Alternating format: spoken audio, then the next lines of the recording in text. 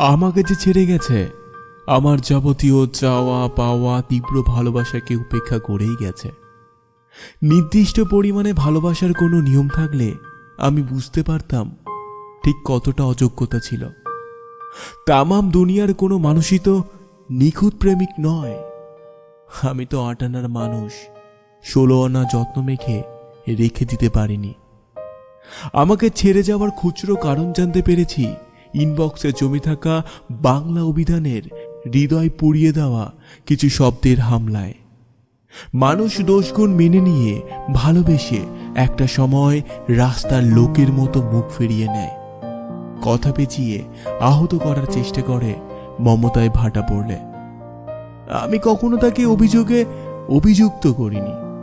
যারে ভাঙার সুযোগ দিয়েছি সে ভেঙে যাবেই, যারে অধিকার তুলে দিয়েছি সে তো প্রত্যাখ্যান করবেই, যার কাছে ব্যক্তিত্ব হারিয়েছি সে তো ব্যক্তিত্ব টেনে ২-৪টি কথা তো শোনাবেই।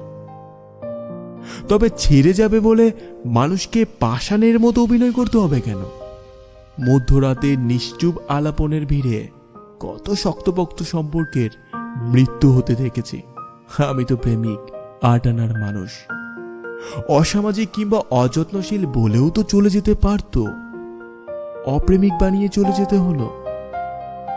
আহত মনে দামামা লাগিয়ে নির্মমভাবে চলে যাওয়ার একটাই কারণ আবিষ্কার করেছি পরিণত হয়ে, যে মোহ আর মুগ্ধতা একবার হারিয়ে গেলে সম্পর্কে পচন ধরে।